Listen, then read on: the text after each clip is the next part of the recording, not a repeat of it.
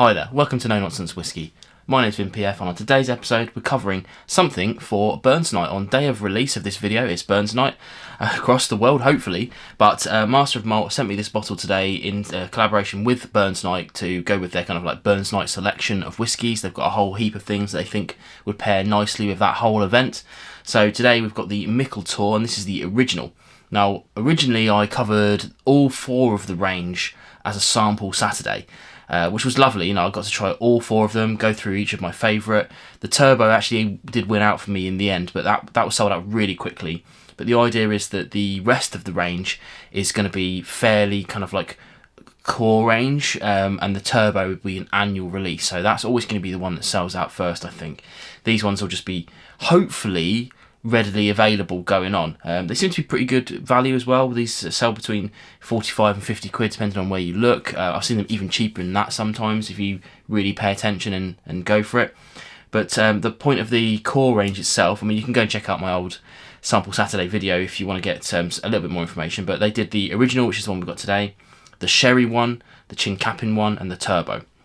All ever so slightly different, and you'll have to look at the makeups of each of those to decide which one you might want to try first. But the original is a good place to start. They were all the same price, I think, and maybe the Turbo was a little bit more because it had a little bit more oomph to it. But this one here, the original, 5 years old, no added colour, non-chill filtered, all things we like. You know, it's a bold age statement to put on a whiskey, a young whiskey, but they did it on purpose because the guys behind this, Billy Walker especially, believes that peat sings best between 5 and 8 years old, so having a 5-year-old age statement pretty much tracks with that. So to go back a little bit, where this brand has come from, this is Glenelg liquid, peated liquid, 35 ppms, and it's all 5 years old. So they started doing this in 2018, I think they started. It's a year after Billy Walker and co took over Glenelg, and they've been wanting to do peated whiskey that whole time, so they've done it, basically. They've done it. Meikle Tòir is the brand name for this. It means big pursuit. I guess the pursuit for great tasting peated space-sided whiskey. So let's get into the bottle today and see what we've actually got in the glass. As we said earlier, no added colour, non-chill filtered, so we can talk a little bit about that. It's just a nice, you know, there's nothing, it's not too bold, it's not too light, it's just a good colour, we like it. Let's get onto the nose and see what we've actually got in the glass. Now, peat was long fought for me, but I absolutely love peated whiskey now.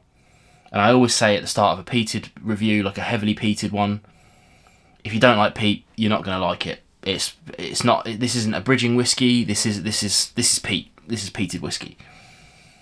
But for me, for those that haven't switched off already, it's got an absolutely superb nose on it.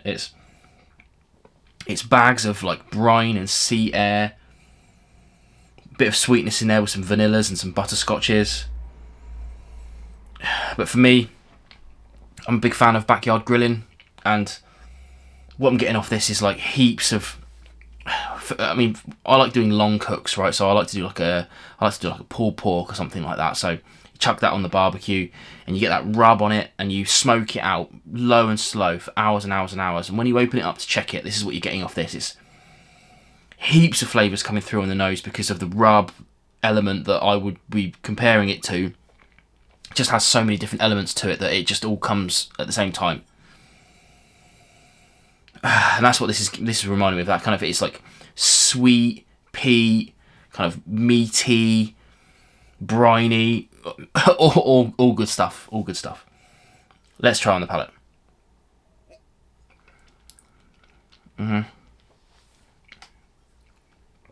You got to be quick with this one. It's very sweet up front. Really lovely. I mean, you can see, yeah, just very sweet up front.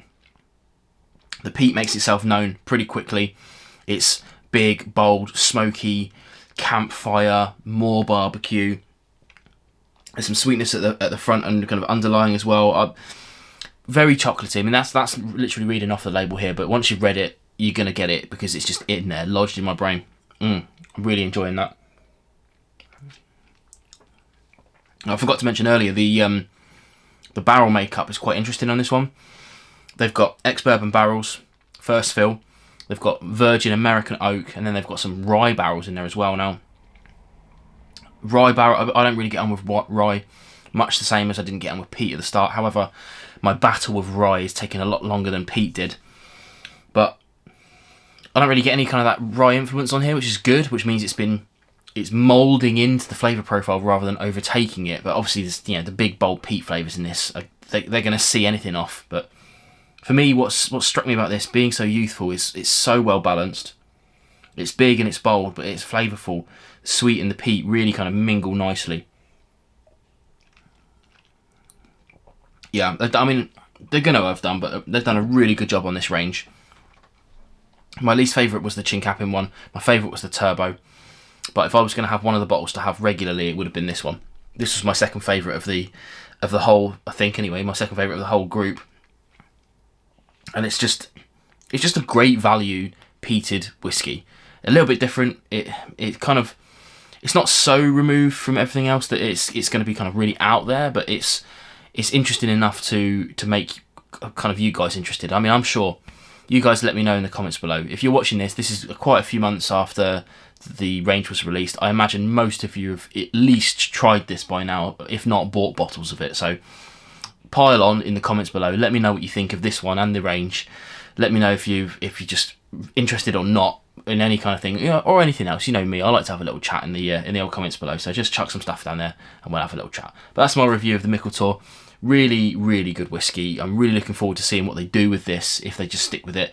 The turbo, next year I'm going to get a bottle of the turbo because it was already gone by the time I'd tried my sample set, and I was gutted because I would have just chucked money at that. It was so good. And this one was a very close second. But there you go. That's my review. I'll see you again on more videos coming soon. Enjoy your Burns night if you're watching on day of release, and enjoy whiskey nonetheless. Cheers. Catch you later. Hi there, welcome to No Nonsense Whiskey. My name's PF, and on today's episode, it's actually Burns night tonight on the actual blah blah blah.